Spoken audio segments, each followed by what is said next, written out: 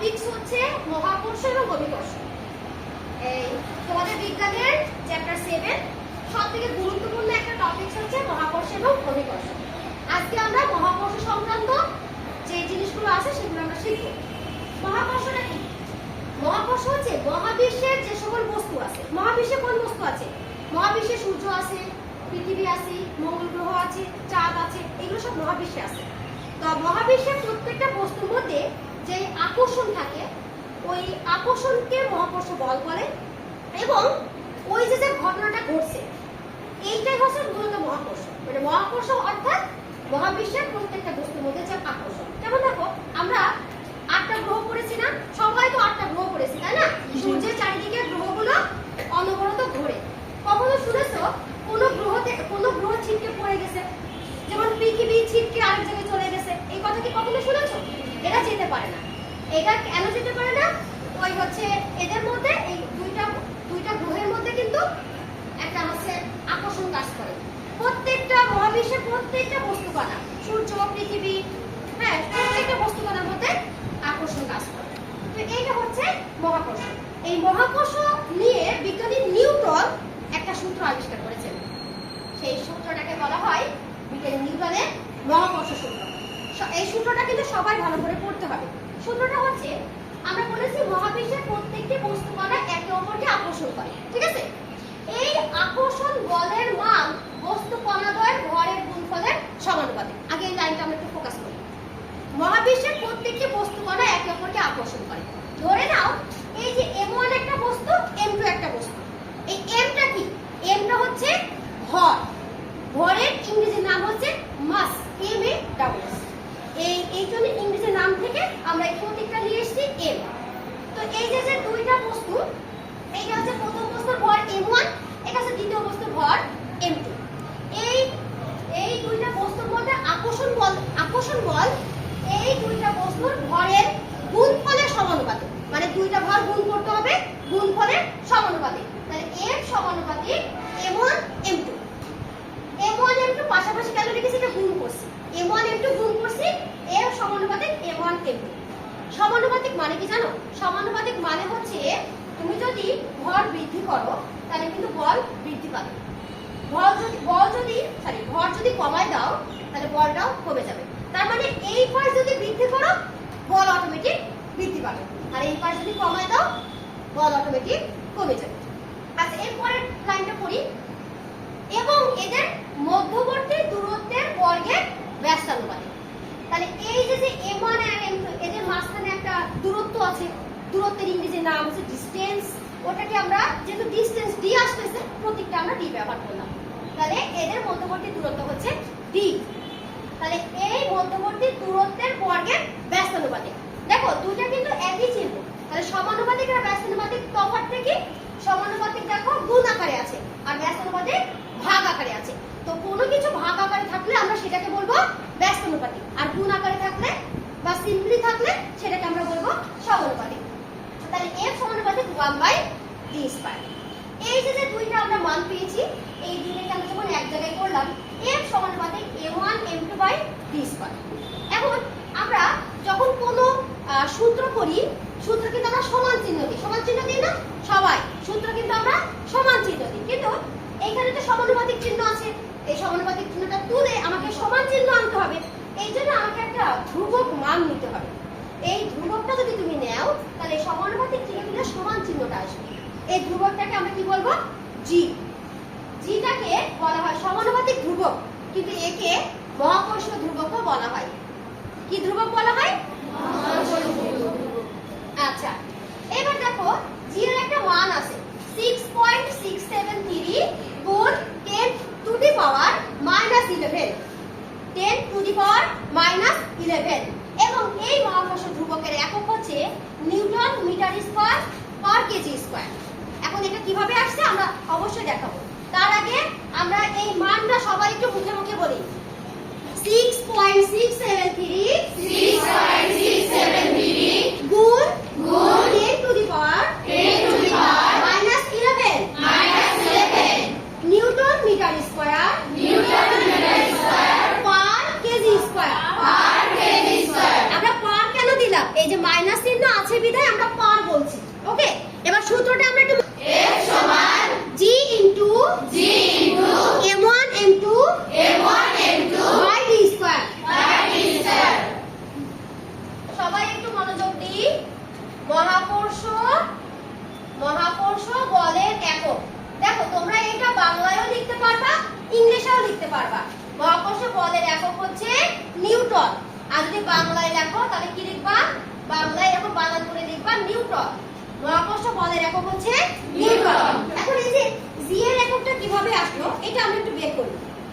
আমরা যে সূত্রটা করেছিলাম F সমান g into m1 m2 by d square.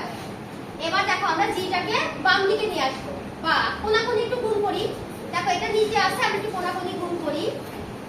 f d square g m1 m2 বা g m1 m2 একটু ভাগে দিয়ে দিই।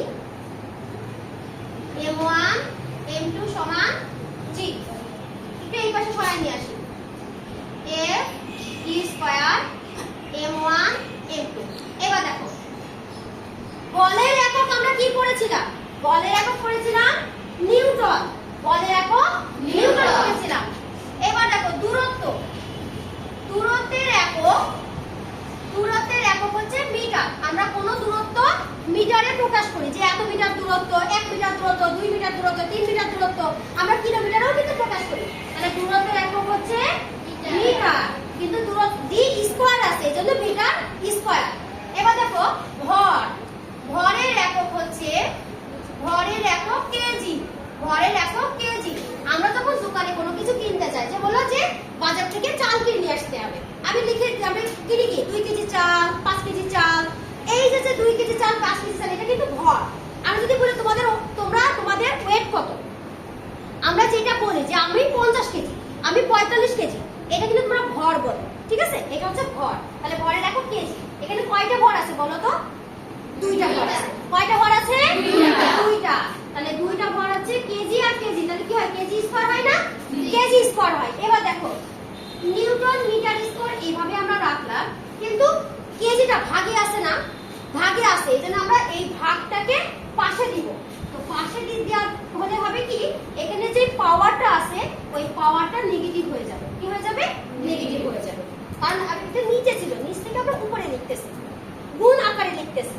ভাগ আকারে ছিল, গুণ আকারে লিখতেছি, এই জন্য পাওয়ারটা নেগেটিভ হয়ে যাবে। মানে যেই চিহ্ন থাকবে সেটা বিপরীত চিহ্ন হবে। পজিটিভ আছে বিটা নেগেটিভ হলো, নেগেটিভ থাকলে কি হতো? পজিটিভ হতো। আচ্ছা তোমরা বলো তো সবাই এটা বুঝছো? জি। সবাই বুঝছো?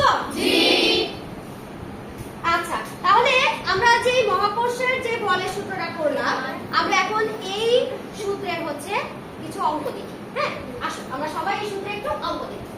ফার্স্টে আমরা একটু এই অঙ্কটাতে চলে আসি। সবাই আমরা একটু মনোযোগ দিই। এখানে আমি 2টা বস্তু এঁকেছি। একটা বস্তুর ভর কত কেজি? 30 কেজি। আর একটা বস্তুর ভর কত কেজি? 20 কেজি। এদের মধ্যবর্তী দূরত্ব কত? 2 মিটার। ঠিক আছে, এখন আমাদের কি বলেছে প্রশ্নটা? মহাকর্ষ বল নির্ণয় করো। কি বলেছে? মহাকর্ষ বল নির্ণয় করো। তো আমরা যে সূত্রটা জানি, এখানে যেহেতু দেওয়া আছে, আমাদের কি দেওয়া আছে আমরা একটু মানটা লিখি। দেওয়া আছে প্রথম বস্তুর ভর, দেওয়া আছে প্রথম বস্তুর ভর m1 সমান 30 কেজি। দ্বিতীয় বস্তুর ভর m2 সমান 20 কেজি। মধ্যবর্তী দূরত্ব কি দ্বারা প্রকাশ করি? দূরত্বকে কি দ্বারা প্রকাশ করি? মিটার। ডি দ্বারা। দূরত্বকে কি দ্বারা প্রকাশ করি? ডি দ্বারা। আর দূরত্বের একক হচ্ছে মিটার। এবার আমরা জানি মহাকর্ষ বল,